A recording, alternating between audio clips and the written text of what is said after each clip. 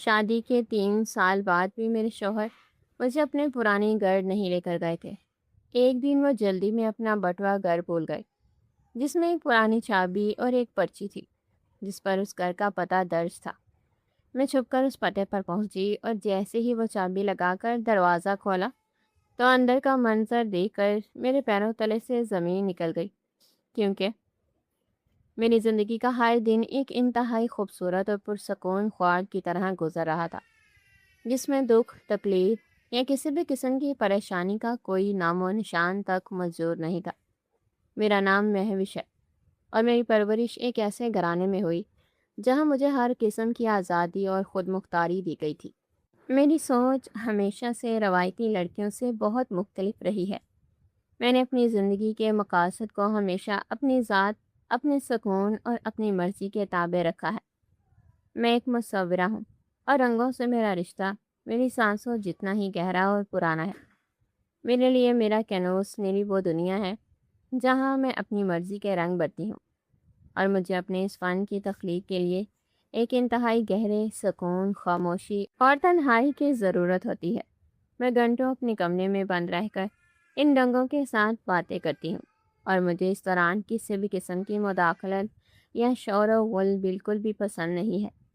بچپن سے ہی میں نے اپنے ارد گرد کی ان تمام عورتوں کو دیکھا تھا جو شادی کے بعد اپنی تمام تر صلاحیتوں، اپنے خوابوں اور اپنی انفرادی پہچان کو اپنے بچوں اور گھر کی ذمہ داریوں کی بینٹ چڑھا دیتی تھی۔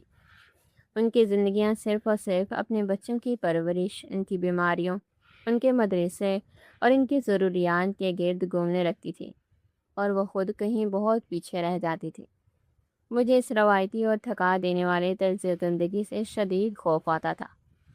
میں نے اپنی زندگی کا وہ خاکہ اپنے ذہن میں بالکل واضح طور پر کھینچ رکھا تھا، جس میں اور میرا شوہر دنیا کی سیر کریں گے، اپنے من پسند مشاغل اپنائیں گے، اور ہماری اس پرسکون زندگی میں کسی تیسرے وجود یعنی کسی بچے کے رونے دھونے اور اس کی پرورش کی تھکا دینے والی ذمہ داریوں کی کوئی گنجائش نہیں ہوگی۔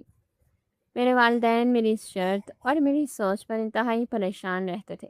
ان کا خیال تھا کہ کوئی بھی مرد یا کوئی بھی خاندان میری اس انوکھی اور بظاہر خود غرضانہ شرط کو کبھی قبول نہیں کرے گا، کیونکہ ہمارے معاشرے میں شادی کا بنیادی مقصد ہی نسل بڑھانا اور خاندان کو وسعت دینا سمجھا جاتا تھا۔ میرے رشتہ دار اکثر میری والدہ کو طعنے دیتے کہ انہوں نے مجھے حد سے زیادہ آزادی دے کر بگاڑ دیا ہے، اور جب میری عمر شادی کے قابل ہوئی تو میرے والدین نے میرے لیے رشتوں کی تلاش شروع کر دی، لیکن میری اسی ایک تنہائی، سخت اور ناقابل تسلیم شرط کی وجہ سے کئی رشتے آتے اور واپس چلے جاتے۔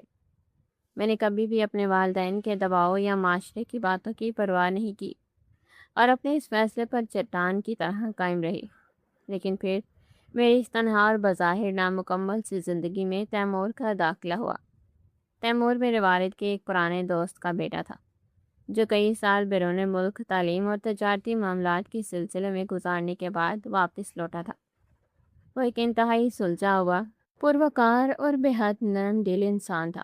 جب ہماری پہلی ملاقات ہوئی تو میں نے اس کی آنکھوں میں ایک عجیب سی چمک اور ایک ایسا ٹھہراؤ دیکھا جس سے پہلے میں نے کسی بھی مرد کی آنکھوں میں نہیں دیکھا تھا۔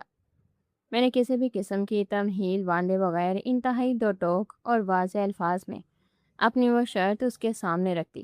میں نے اسے بتایا کہ اگر وہ مجھ سے شادی کرنا چاہتا ہے تو اسے یہ بات ہمیشہ کے لیے تسلیم کرنی ہوگی کہ ہمارے گھر میں کبھی کوئی بچہ نہیں آئے گا اور ہم اپنی ساری زندگی صرف ایک دوسرے کے لیے گزاریں گے۔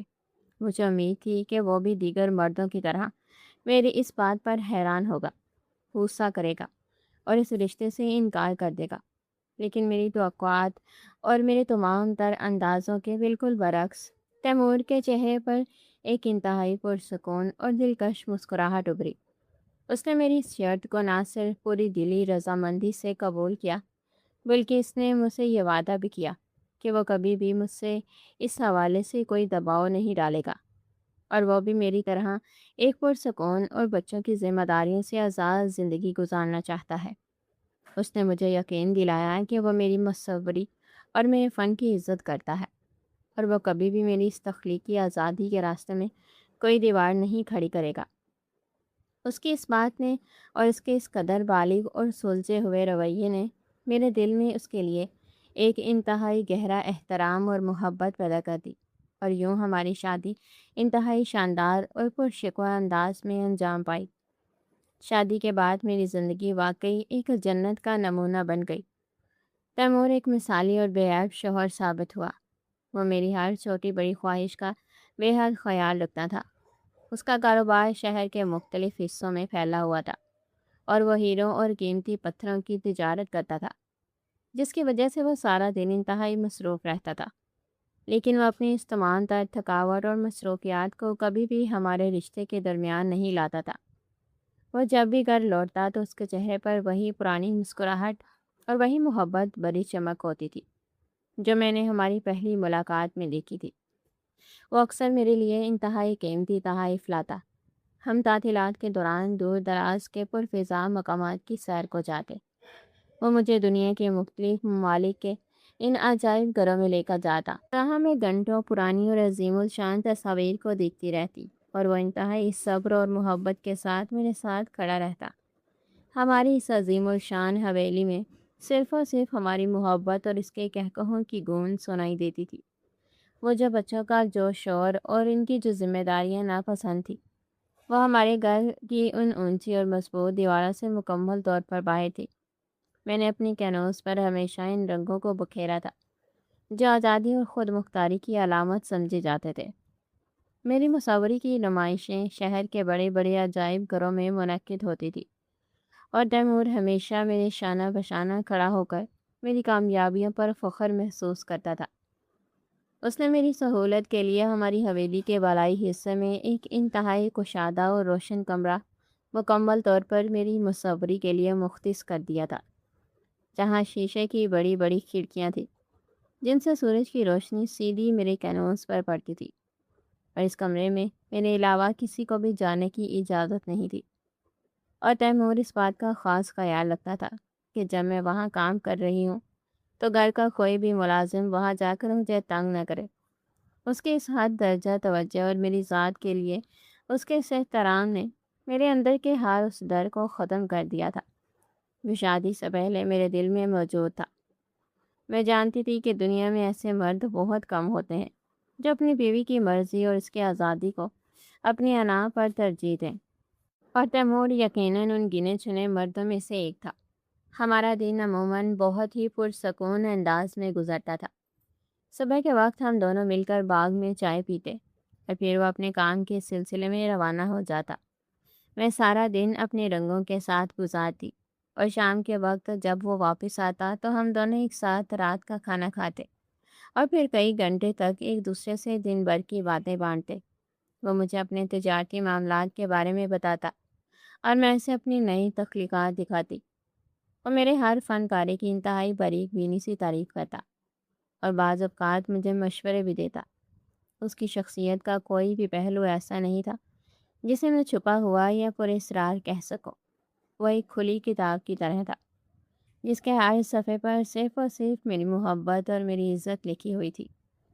بعض اوقات جب میں اپنی سہیلیوں یا رشتہ داروں کی ازدواجی زندگیوں کے مسائل سنتی، جن میں شوہر کی بے وفائی، سسرال کی روایتی پابندیاں اور بچوں کی پیدائش کے بعد پیدا ہونے والے جھگڑے شامل ہوتے، تو مجھے اپنے آپ پر اور اپنی قسمت پر بے پناہ رشک آتا تھا کہ میں ان تمام دنیاوی اور روایتی الجھنوں سے مکمل طور پر آزاد ایک ایسی جنت میں رہ رہی ہوں جہاں صرف سکون اور محبت ہے۔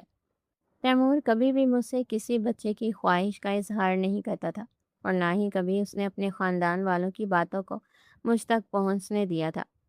اگر کبھی اس کی والدہ یا کوئی اور رشتہ دار اولاد کے حوالے سے کوئی بات چھیڑتا بھی تو تیمور فوراً مسکرا کر اس بات کا رخ موڑ دیتا، اور انہیں بتا دیتا کہ ہم دونوں اپنی اس زندگی میں بے حد خوش ہیں اور ہمیں کسی اور کی ضرورت نہیں ہے۔ اس کی اس ڈال جیسی حفاظت اور اس کے اس اندھے اعتماد نے میرے دل میں اس کے لیے محبت کے انگنت چشمے بہا دیے تھے۔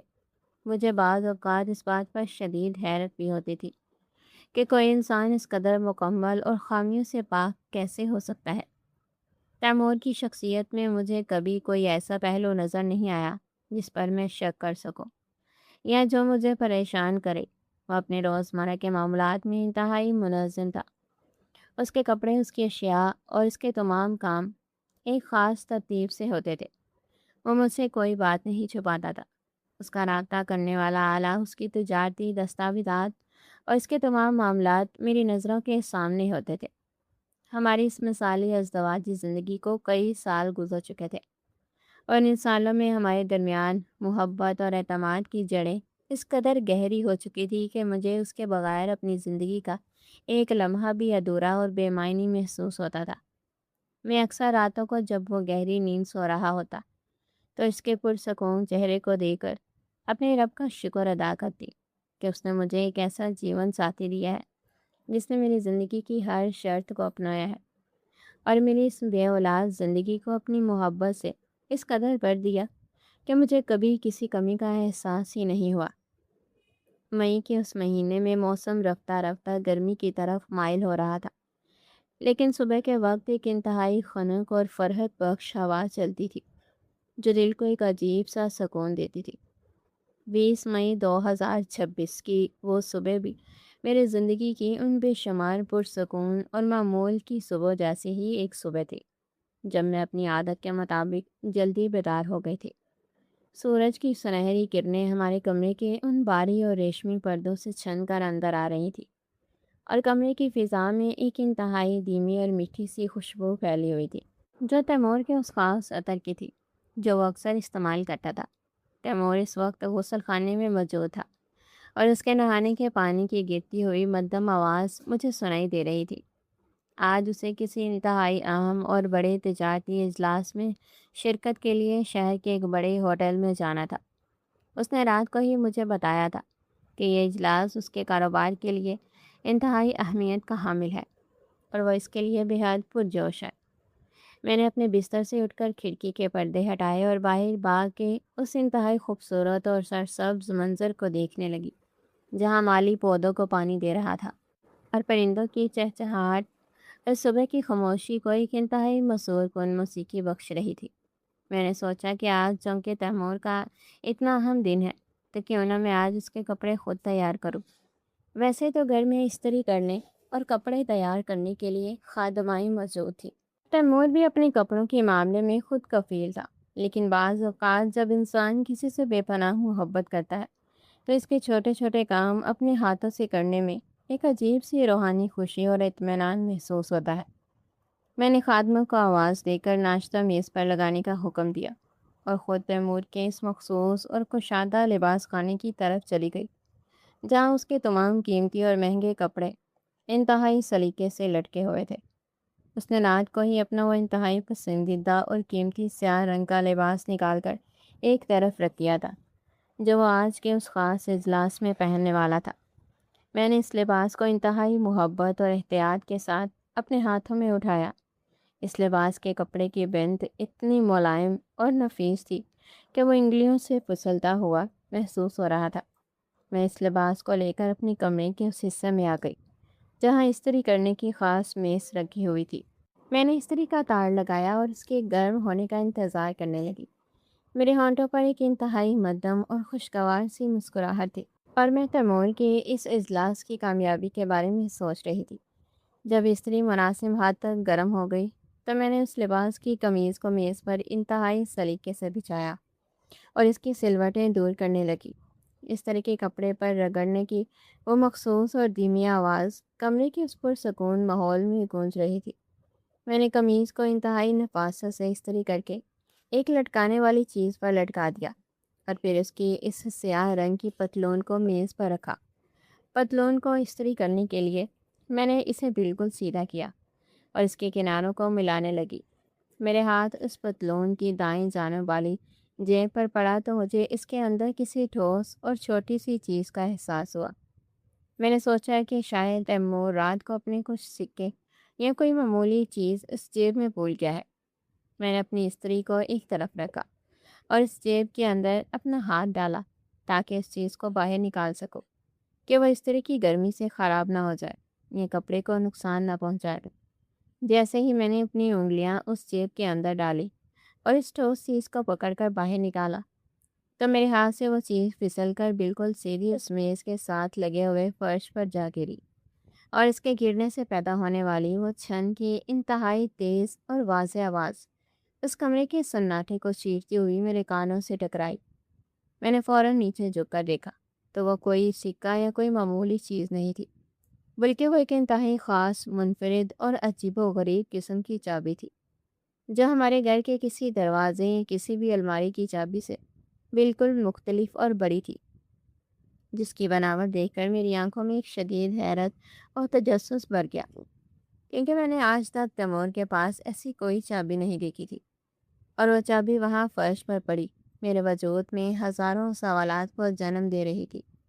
میرا تیمور پر کوئی شک نہیں تھا، کیونکہ اس کی محبت اور اس کی وفاداری کسی بھی شک و شبہ سے بالاتر تھی، لیکن میرے ذہن میں یہ تجسس ضرور بیدار ہو گیا تھا کہ یہ نامعلوم چابی آخر کس چیز کی ہے، اور تیمور اسے اپنی پتلون کی جیب میں کیوں لیے پھرتا تھا، جبکہ اس کے پاس موجود ہر چیز اور الماری کی چابیوں کا گچھا ہمیشہ میز پر رکھا ہوتا تھا۔ میں نے اس چابی کو اپنے ہاتھ میں اٹھا لیا اور اسے غور سے دیکھنے لگی۔ وہ چابی وزن میں کافی بھاری اور کسی قدیم دانت کی بنی ہوئی محسوس ہو رہی تھی۔ اس کی بناوٹ اور اس کے دندانے ہمارے گھر کی ان تمام جدید چابیوں سے بالکل مختلف تھے، جو عام طور پر جدید دروازوں یا الماریوں میں استعمال ہوتی ہیں۔ اس چابی پر ایک عجیب سی زنگ آلود سیاہی بھی لگی ہوئی تھی، جیسے وہ کسی انتہائی پرانے اور خستہ حال تالے کی چابی ہو۔ میرا ذہن ایک عجیب سی الجھن اور کشمکش کا شکار ہو گیا۔ میں جانتی تھی کہ تیمور کا کوئی بھی تجارتی ٹھکانہ یا دفتر ایسا نہیں ہے جہاں اس قدر پرانے اور بسیطہ تالے استعمال ہوتے ہوں۔ اس کے تمام دفاتر انتہائی جدید اور شیشے کی شاندار عمارتوں میں واقع تھے، جہاں ہر چیز برقی نظام کے تحت چلتی تھی۔ تو پھر یہ پرانی اور عجیب و غریب چابی اس کے اس انتہائی قیمتی اور پسندیدہ پتلون کی جیب میں کیا کر رہی تھی، جسے وہ آج کے اس انتہائی اہم تجارتی اجلاس میں پہننے والا تھا؟ میں اسی گہری اور پراسرار سوچ میں گم تھی، اور وہ چابی میرے ہاتھ کی ہتھیلی پر رکھی ہوئی تھی کہ اچانک مجھے غسل خانے کے دروازے کے کھلنے کی آہٹ سنائی دی۔ تیمور اپنا غسل مکمل کر کے باہر آ رہا تھا۔ میرا دل ایک دم سے دھک سے رہ گیا۔ میں نہیں چاہتی تھی کہ تیمور مجھے اس کی جیبیں ٹٹولتے ہوئے یا اس کے کسی ذاتی چیز کی تفتیش کرتے ہوئے دیکھے، کیونکہ ہمارے رشتے کی سب سے بڑی بنیاد ہی وہ اندھا اعتماد اور بھروسہ تھا جو ہم دونوں نے ایک دوسرے پر قائم رکھا تھا۔ میں نے انتہائی عزلت، گھبراہٹ اور بدحواسی کے عالم میں اس باری چابی کو واپس اسی پتلون کی جیب میں ڈال دیا، اور اپنے چہرے پر ایک انتہائی پرسکون اور معمول والی مسکراہٹ سے جانے کی کوشش کرنے لگی۔ تیمور جب تولیے سے اپنے بال خشک کرتا ہوا کمرے میں داخل ہوا تو اس کے چہرے پر وہی پرانی اور دلکش چمک موجود تھی جو ہمیشہ میرے دن کا آغاز کرتی تھی۔ اس نے مجھے استری کی میز کے پاس کھڑے دیکھ کر انتہائی محبت بھرے لہجے میں کہا کہ تم نے خود زحمت کیوں کی، خادمہ کو کہہ دیتی۔ میں نے مسکراتے ہوئے جواب دیا کہ آج آپ کا اتنا اہم دن ہے، اس لیے میرا دل چاہا کہ میں اپنے ہاتھوں سے آپ کا لباس تیار کروں۔ تیمور نے آگے بڑھ کر میرے ہاتھ پر پیار کیا اور اپنے کپڑے تبدیل کرنے کے لیے لباس خانے کی طرف چلا گیا۔ میں وہیں کھڑی انتہائی خاموشی اور ایک عجیب سے تجسس کے ساتھ اس کی حرکات کو دیکھنے لگی۔ تیمور نے اپنی وہ سیاہ پتلون پہنی، اور پھر اس نے جو سب سے پہلا کام کیا، اس نے میرے دل کی دھڑکنوں کو ایک ہولناک اور پراسرار رفتار دے دی۔ اس نے پتلون پہنتے ہی انتہائی عجلت اور ایک عجیب سی گھبراہٹ کے ساتھ اپنا دایاں ہاتھ اپنی اسی جیب میں ڈالا جہاں وہ چابی موجود تھی، اور جیسے ہی اس کی انگلیوں نے اس چابی کو چھوا تو اس کے چہرے پر ایک انتہائی گہرا اور واضح سکون کا تاثر ابھرا، جیسے اس نے اپنی زندگی کی سب سے قیمتی چیز کو محفوظ پا لیا ہو۔ اس کا یہ عمل بظاہر بہت معمولی تھا، لیکن میری ان حساس آنکھوں اور میرے سلجھے ہوئے دماغ کے لیے یہ ایک بہت بڑا اور پراسرار اشارہ تھا۔ تیمور کبھی بھی اپنی کسی چیز کے لیے اس قدر پریشان یا محتاط نہیں ہوتا تھا۔ اس کی قیمتی سے قیمتی اشیاء بھی گھر میں لاپرواہی سے پڑی رہتی تھی، لیکن اسے ایک پرانی اور بسیدہ چابی کے لیے اس کی یہ فکر اور اس کی یہ تسلی میری سوچوں کی کسی گہری اور تاریک کھائی کی طرف دھکیل رہی تھی۔ میں نے اپنے دل میں اٹھنے والے اس تجسس اور اس طوفان کو انتہائی مہارت سے اپنے چہرے کے پیچھے چھپا لیا اور تیمور کے ساتھ ناشتے کی میز پر آ گئی۔ ناشتے کے دوران بھی تیمور کا رویہ معمول سے قدرے مختلف اور بوجھل محسوس ہو رہا تھا۔ وہ مجھ سے باتیں تو کر رہا تھا، لیکن اس کی نظریں بار بار دیوار پر لگی ہوئی اس بڑی گھڑی کی طرف اٹھ رہی تھی، جیسے وہ کسی خاص وقت کا انتظار کر رہا ہو یا اسے کسی جگہ پہنچنے کی انتہائی جلدی ہو۔ میں نے اس سے اس تجارتی اجلاس کے بارے میں مزید کچھ سوالات کیے، تو اس نے انتہائی مختصر اور نپے تلے جوابات دیے، جو اس کی روزمرہ کی عادات کے بالکل برعکس تھا۔ وہ عموماً اپنے ہر کام کی تفصیل مجھے انتہائی شوق اور جوش سے بتاتا تھا، لیکن آج وہ اس موضوع پر زیادہ بات کرنے سے کتراتا ہوا محسوس ہو رہا تھا۔ میرا وہ انسانی تجسس جو اس چابی کو دیکھنے کے بعد بیدار ہوا تھا، وہ اب ایک انتہائی طاقتور اور ناقابل تسخیر شکل اختیار کر چکا تھا۔ میں یہ جاننا چاہتی تھی کہ وہ چابی کس چیز کی ہے اور تیمور مجھ سے کیا چھپا رہا ہے۔ ناشتہ ختم کرنے کے بعد تیمور نے انتہائی جلدی میں اپنا وہ سیاہ کوٹ پہنا، اپنا موبائل اٹھایا اور مجھے خدا حافظ کہہ کر گھر سے باہر نکل گیا۔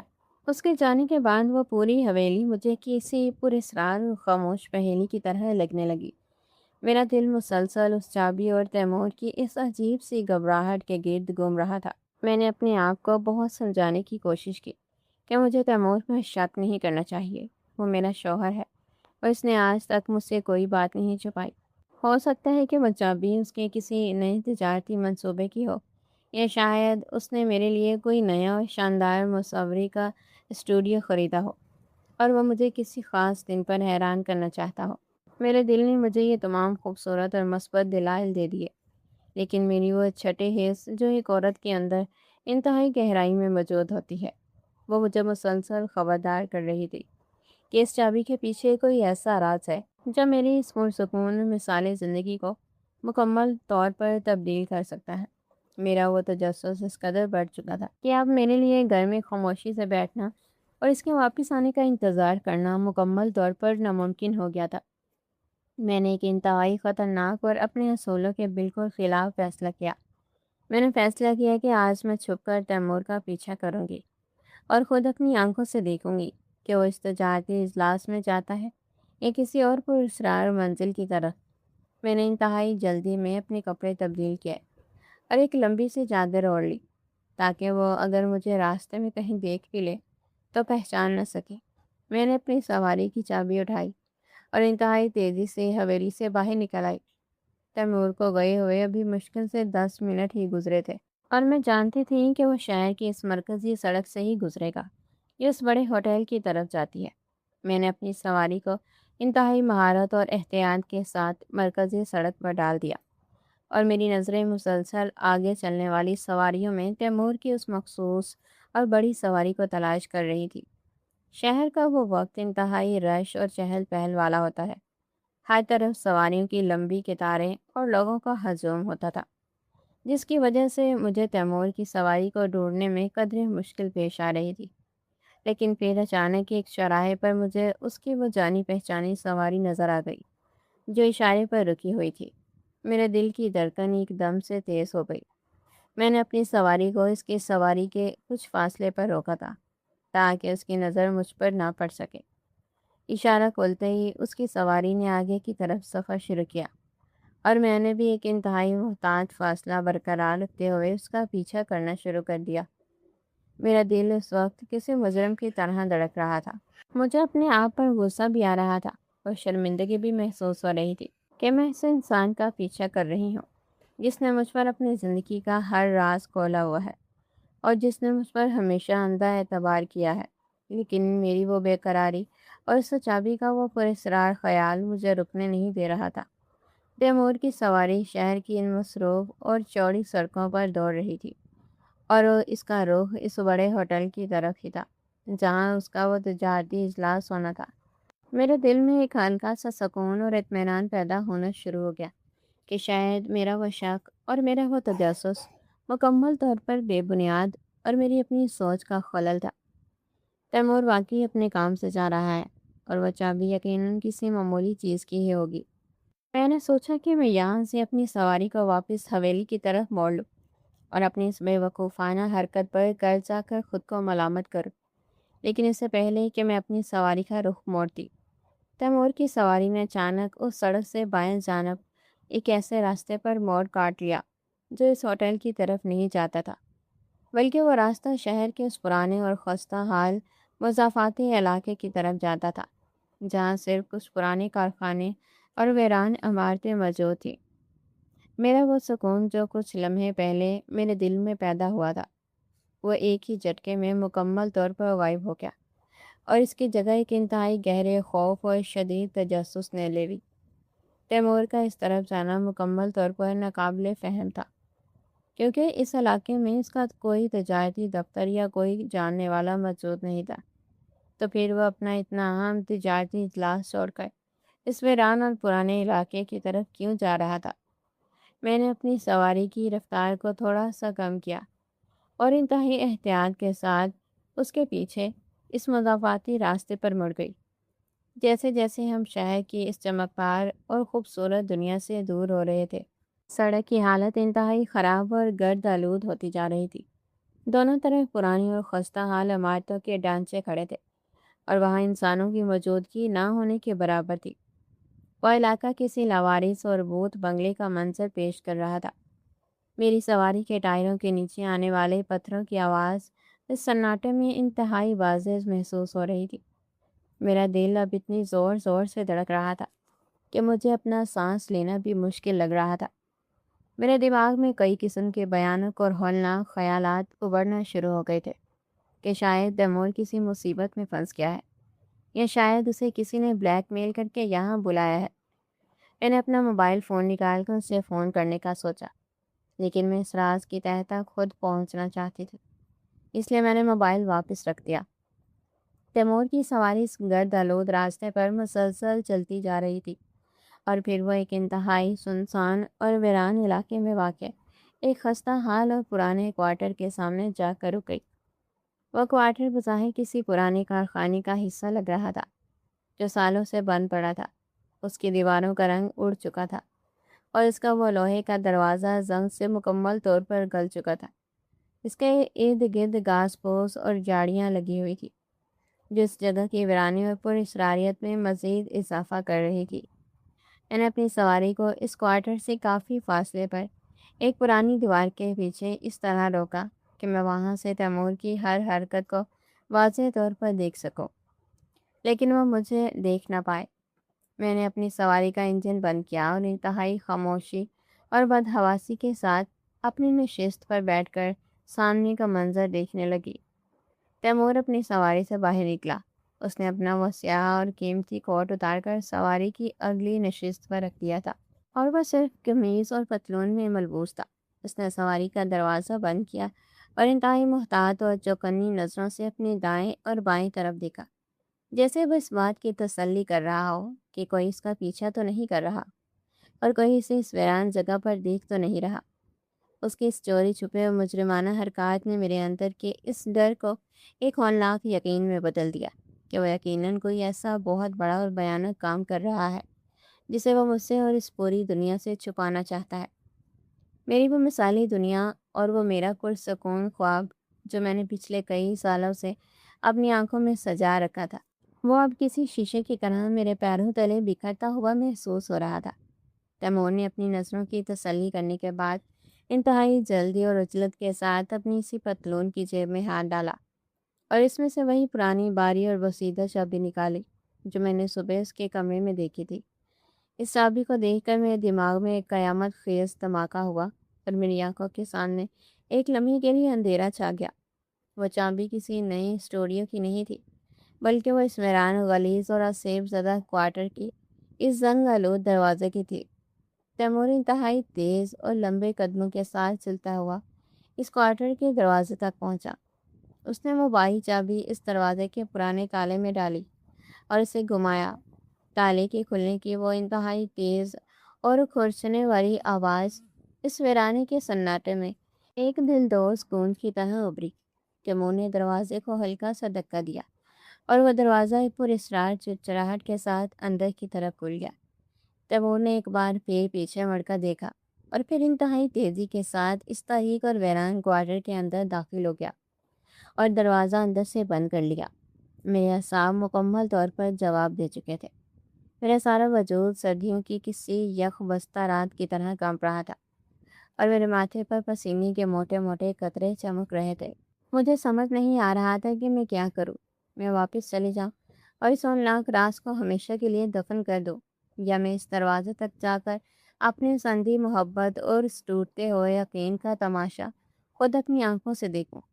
میری روح مجھ سے چیخ چیخ کر کہہ رہی تھی کہ واپس لوٹ جاؤ، ورنہ جو کچھ تم دیکھو گی وہ تمہاری جان لے لے گا۔ لیکن میرا وہ شدید اور ناقابل تسخیر تجسس میری ہر منطق اور میرے ہر خوف پر حاوی ہو چکا تھا۔ میں نے انتہائی لرزتے اور کانپتے ہوئے ہاتھوں کے ساتھ اپنی سواری کا دروازہ کھولا اور اس گرد آلود زمین پر قدم رکھا۔ میرے پیروں میں اتنی جان نہیں تھی کہ وہ میرا بوجھ اٹھا سکے، لیکن میں نے اپنے آپ کو انتہائی مشکل سے سنبھالا اور اس پرانی دیوار کے سائے کے ساتھ ساتھ چلتی ہوئی اس کوارٹر کی طرف بڑھنے لگی۔ وہ فاصلہ جو میری سواری اور اس کوارٹر کے درمیان تھا، وہ مجھے صدیوں پر محیط محسوس ہو رہا تھا۔ میرے دل کی دھڑکنیں اس قدر بے قابو ہو چکی تھیں کہ مجھے لگ رہا تھا کہ میری پسلیاں ٹوٹ کر باہر آ جائیں گی۔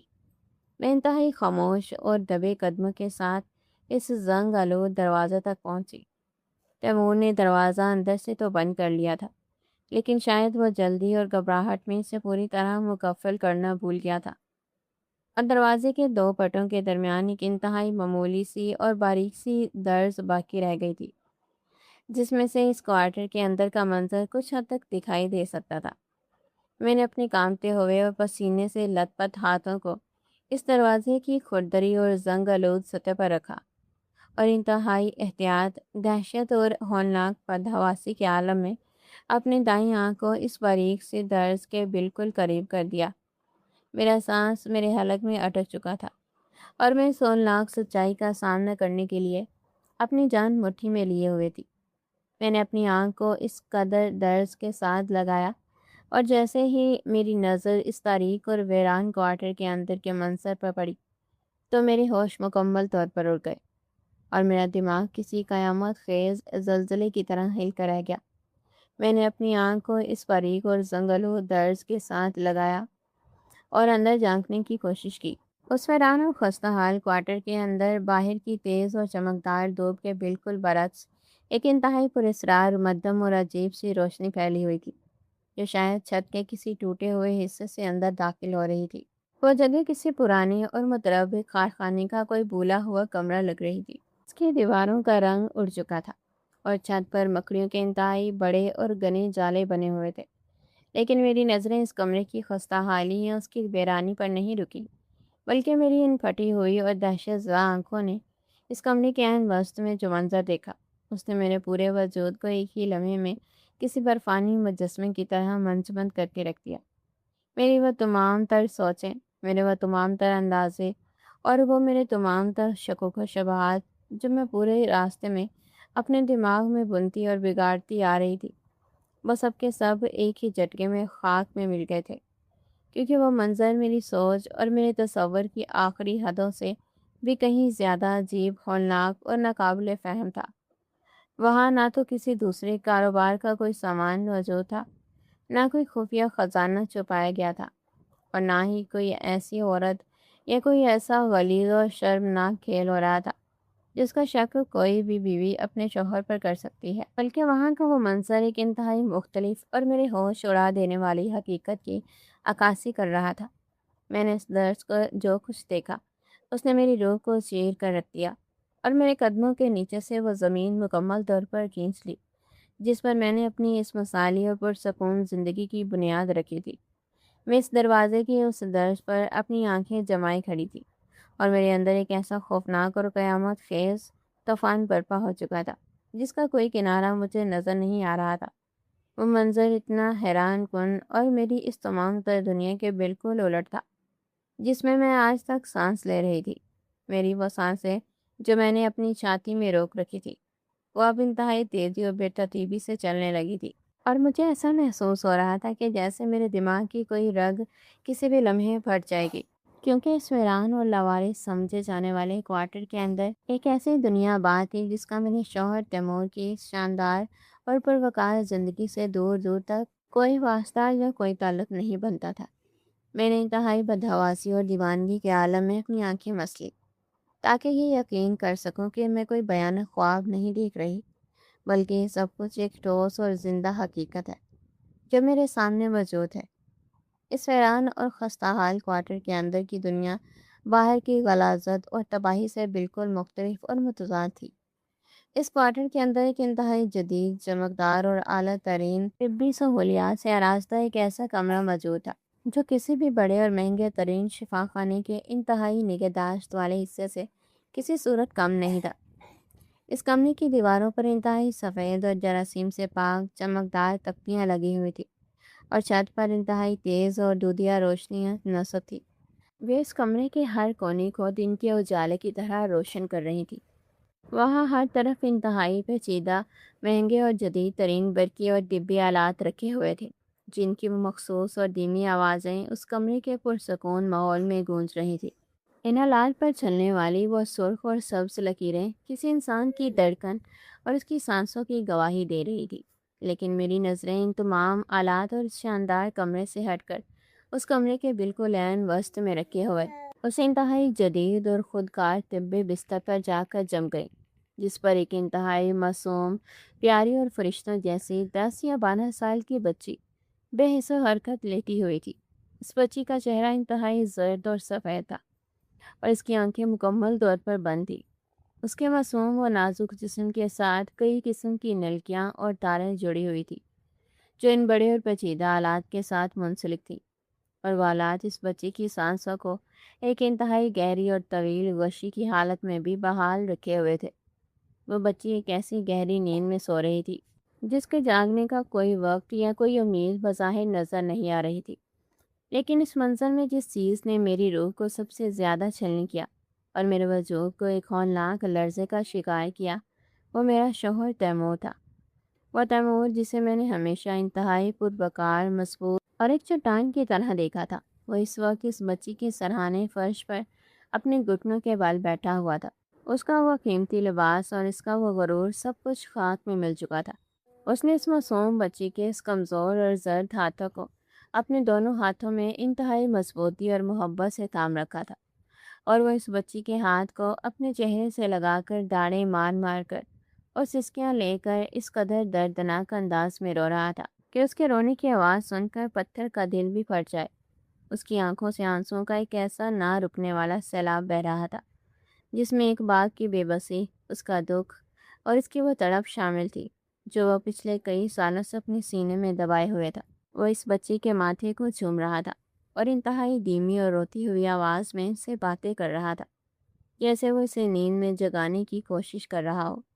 میرا وہ سارا تکبر، میری وہ ساری سوچ اور میرے وہ تمام غضبناک سوالات جو میں پورے راستے میں اپنے دماغ میں تیار کر رہی تھی، وہ اس منظر کو دیکھ کر زمین بوس ہو گئی۔ مجھے سمجھ نہیں آ رہا تھا کہ یہ بچی کون ہے، تیمور اس کے لیے اس قدر دیوانہ وار کیوں رو رہا ہے، اور اس نے اس ویران کوارٹر کو ایک اتنے بڑے اور خفیہ شفا خانے میں کیوں تبدیل کر رکھا ہے۔ میرا وہ تجسس اور میری وہ بے قراری اب ایک انتہائی ہولناک صدمے میں تبدیل ہو چکی تھی۔ مجھ سے مزید باہر اس دروازے کے پیچھے کھڑا نہیں رہا گیا۔ میں نے اپنے لرزتے اور کانپتے ہوئے ہاتھوں کے ساتھ اس زنگ آلود دروازے کو پوری طاقت سے اندر کی طرف دھکا دیا۔ وہ دروازہ ایک انتہائی زوردار اور بھیانک آواز کے ساتھ دیوار سے جا ٹکرایا، اور میں ایک پاگل اور بدحواس عورت کی طرح اس خفیہ اور پراسرار کمرے کے اندر داخل ہو گئی۔ دروازے کے کھلنے کی اس اچانک اور ہولناک آواز نے تیمور کو ایک انتہائی شدید اور جان لیوا صدمے کا شکار کر دیا۔ وہ اس طرح اچھل کر کھڑا ہوا جیسے کسی نے اسے گولی مار دی ہو۔ اس نے جب مجھے اس چادر میں لپٹے ہوئے اور روتے ہوئے اس کمرے کے دروازے پر کھڑا دیکھا تو اس کے ہوش مکمل طور پر اڑ گئے۔ اس کا وہ روتا ہوا اور بھیگا ہوا چہرہ موت جیسی زردی میں مبتلا ہو گیا، اور اس کی آنکھوں میں ایک ایسا ہولناک خوف اور ایک ایسی بے بسی چھا گئی جیسے کوئی بہت بڑا مجرم رنگے ہاتھوں پکڑا گیا ہو۔ اس کے ہاتھ پاؤں کانپنے لگے اور وہ الٹے قدموں پیچھے ہٹ کر اس بچی کے بستر کے ساتھ جا لگا۔ میں نے انتہائی غضبناک روتی ہوئی اور چیختی ہوئی آواز میں اس سے پوچھا کہ تیمور، یہ سب کیا ہے؟ یہ جدید شفا خانہ اس ویرانے میں کیا کر رہا ہے؟ اور یہ معصوم بچی کون ہے جس کا ہاتھ پکڑ کر تم اس قدر تڑپ رہے تھے؟ تم نے مجھ سے کیا راز چھپایا ہے؟ اور میری اس پرسکون اور مثالی زندگی کے پیچھے یہ کون سا ہولناک کھیل چل رہا ہے؟ میری ان تیز اور غضبناک چیخوں نے تیمور کی اس سارے ضبط اور اس کی ساری ہمت کو توڑ کر رکھ دیا جو اس نے پچھلے کئی سالوں سے قائم کر رکھی تھی۔ وہ وہیں اس فرش پر اپنے گھٹنوں کے بل گر پڑا اور اس نے اپنے چہرے کو اپنے دونوں ہاتھوں میں چھپا کر ایک انتہائی دلدوز اور روح افزا انداز میں رونا شروع کر دیا۔ اس کی سسکیاں اس کمرے کی ان مشینوں کی آوازوں پر بھی حاوی ہو رہی تھی۔ اس نے روتے ہوئے اور اپنے آنسوں کو صاف کرتے ہوئے میری طرف دیکھا اور انتہائی دردناک اور ہکلاتی ہوئی آواز میں کہا کہ مہوش مجھے معاف کر دو، میں ایک بہت بڑا جھوٹا اور ایک بہت بڑا مجرم ہوں۔ میں نے تم سے تمہاری زندگی کا سب سے بڑا اور سب سے بھیانک راز چھپایا ہے۔ یہ بچی جس کے سرہانے میں بیٹھا ہوں یہ کوئی غیر یا اجنبی نہیں ہے بلکہ یہ میرا اپنا خون ہے، یہ میری سگی بیٹی ہے۔ تیمور کے ان الفاظ نے میرے دماغ میں ایک ایسا قیامت خیز زلزلہ برپا کر دیا جس نے میری سوچنے اور سمجھنے کی تمام صلاحیتوں کو مفلوج کر دیا۔ میں نے چلتے ہوئے آگے بڑھ کر اس کے کندھے کو جھنجھوڑا اور کہا کہ یہ تم کیا کہہ رہے ہو؟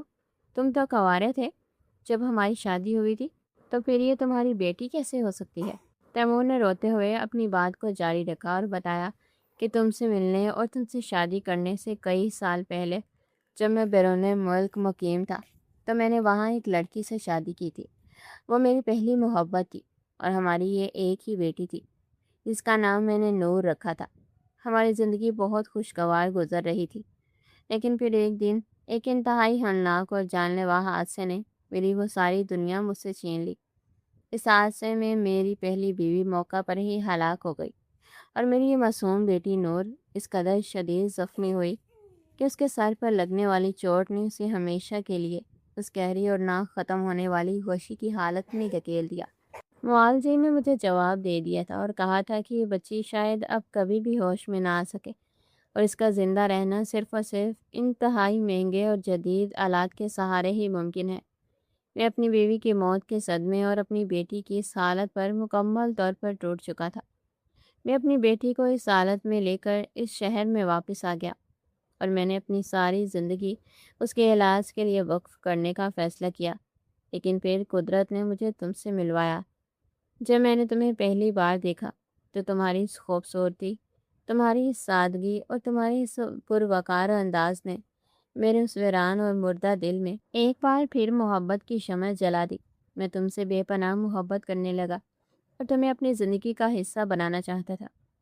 لیکن جب تم نے میرے سامنے اپنی وہ انتہائی سخت اور ناقابل تسلیم شرط رکھی کہ تم کبھی ماں نہیں بننا چاہتی اور تمہیں بچوں سے شدید نفرت ہے، تو میرے پہلو طرف سے زمین نکل گئی۔ میں ایک انتہائی ہولناک اور اذیت ناک کشمکش کا شکار ہو گیا۔ ایک طرف میری وہ سگی بیٹی تھی جو میری سانسوں کے سہارے زندہ تھی اور دوسری طرف تم تھی جس کے بغیر میری زندگی مکمل طور پر اندھیر تھی۔ اگر میں تمہیں نور کے بارے میں بتاتا تو تم یقیناً مجھ سے شادی کرنے سے انکار کر دیتی اور میں تمہیں کھونے کا تصور بھی نہیں کر سکتا تھا۔ اس لیے میں نے ایک انتہائی خطرناک اور دردناک فیصلہ کیا۔ میں نے اپنی اس بیٹی کے وجود کو تم سے اور اس پوری دنیا سے مکمل طور پر چھپانے کا منصوبہ بنایا۔ میں نے شہر سے دور اس ویران اور لاوارث کوارٹر کو خریدا اور اپنی دولت کا ایک بہت بڑا حصہ خرچ کر کے اس کے اندر ہی ایک انتہائی جدید اور خفیہ شفا خانہ تعمیر کروایا جہاں دنیا کی ہر وہ سہولت موجود ہے جو نور کو زندہ رکھ سکے۔ میں نے انتہائی قابل اور رازدار طبی عملے کو بھاری معاوضہ دے کر یہاں مقرر کیا جو دن رات اس کی دیکھ بھال کرتے ہیں۔ میں روزانہ صبح تم سے یہ کہہ کر نکلتا ہوں کہ میں تجارتی اجلاسوں میں جا رہا ہوں، لیکن میں دراصل یہاں آتا تھا، اپنی اس بے بس بیٹی کے پاس بیٹھتا تھا، اس کے ہاتھ چومتا تھا اور اس کے ہوش میں آنے کی دعائیں مانگتا تھا، اور پھر شام کو اپنے چہرے پر ایک جھوٹی اور پرسکون مسکراہٹ سجا کر تمہارے پاس واپس آ جاتا تھا تاکہ تمہیں میری اس اذیت اور میرے اس دکھ کا ذرا برابر بھی علم نہ ہو سکے۔ میں نے تم سے دھوکہ کیا ہے، لیکن میرا یہ دھوکہ میری اس مجبوری اور میری اس بے پناہ محبت کا نتیجہ تھا جو میں تم سے اور اپنی اس بیٹی سے کرتا ہوں۔ میں تمہیں کھونا نہیں چاہتا تھا اور میں اپنی بیٹی کو بڑھنے کے لیے نہیں چھوڑ سکتا تھا۔ اب تم جو چاہو میرے ساتھ کر سکتی ہو، تم چاہو تو مجھے چھوڑ کر جا سکتی ہو، لیکن خدارا میری اس بچی پر کوئی غصہ مت کرنا۔ تیمور کی ان تمام روح فرسا اور انتہائی دردناک باتوں کو سن کر میرے اندر کا وہ سارا غصہ، وہ سارا تکبر اور میری وہ ساری خود غرضانہ سوچ ایک ہی لمحے میں پگھل کر آنسو کی صورت میں میری آنکھوں سے بہہ نکلی۔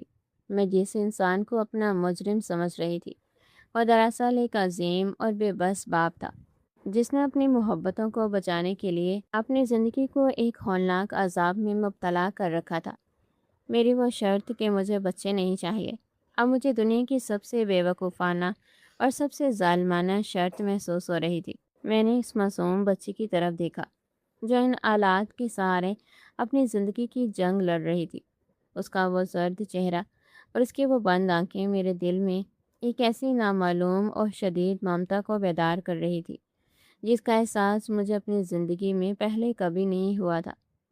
میرا وہ کینوس اور میرے وہ رنگ جنہیں میں اپنی دنیا سمجھتی تھی، وہ اس معصوم زندگی اور اس عظیم قربانی کے سامنے مکمل طور پر بے رنگ اور حقیر لگ رہے تھے۔ میں نے روتے ہوئے قدم آگے بڑھائے اور اس بستر کے بالکل قریب جا کر کھڑی ہو گئی۔ میں نے اپنی کانپتے ہوئے ہاتھوں سے اس بچی کے سر پر ہاتھ پھیرا، اس کے اس سرد ماتھے کو چوما اور پھر مڑ کر تیمور کی طرف دیکھا جو ابھی تک فرش پر بیٹھا رو رہا تھا۔ میں نے اس کے پاس بیٹھ کر اس کا سر اپنے سینے سے لگا لیا اور داڑھی مار مار کر روتے ہوئے اسے کہا کہ تیمور مجھے معاف کر دو۔ میں ایک انتہائی خود غرض اور پتھر دل عورت تھی جس نے تمہیں اپنی ان ظالمانہ شرطوں میں جکڑ کر اس قدر اذیت اور اس قدر تکلیف برداشت کرنے پر مجبور کیا۔ تم نے مجھ سے جھوٹ بولا، لیکن تمہارا یہ جھوٹ دنیا کے ہر سچ سے زیادہ مقدس اور عظیم ہے۔ میں نے تم سے محبت کی ہے اور محبت میں شرائط نہیں ہوتی۔ یہ بچی صرف تمہاری نہیں بلکہ آج سے یہ میری بھی بیٹی ہے اور ہم دونوں مل کر اس کی دیکھ بھال کریں گے۔ ہم اسے ان ویران دیواروں سے نکال کر اپنی اس روشن اور محبت بھری حویلی میں لے کر جائیں گے، اور مجھے یقین ہے کہ ہماری محبت اور ہماری دعائیں اسے ایک دن ضرور ہوش میں لے آئیں گی۔ میرے ان الفاظ نے تیمور کے اس سارے دکھ اور اس کے سارے خوف کو ہمیشہ ہمیشہ کے لیے ختم کر دیا۔ اس نے مجھے انتہائی مضبوطی سے اپنے گلے لگا لیا اور اس تاریک کوارٹر میں ہم دونوں کے آنسو ایک نئی اور سچی زندگی کی نوید بن کر بہہ رہے تھے۔ میں نے اسی دن اپنی اس بے اولاد اور خود غرض زندگی کو ہمیشہ کے لیے دفن کر دیا اور ہم نے نور کو تمام تر طبی سہولیات کے ساتھ اپنی حویلی میں منتقل کر لیا۔ میری وہ مصوری کی دنیا اب اس معصوم بچی کے سرہانے بیٹھ کر اس کا ہاتھ تھامنے میں بدل گئی تھی، اور مجھے اس بات کا کامل یقین ہو گیا تھا کہ کائنات میں محبت اور ممتا سے بڑھ کر کوئی اور رنگ، کوئی اور تخلیق اور کوئی اور سکون نہیں ہو سکتا۔ اور وہ چابی جو میرے لیے ایک بھیانک راز بن کر آئی تھی، وہ دراصل میری زندگی کی سب سے بڑی اور سب سے خوبصورت حقیقت کا دروازہ کھولنے کا سبب بن گئی تھی۔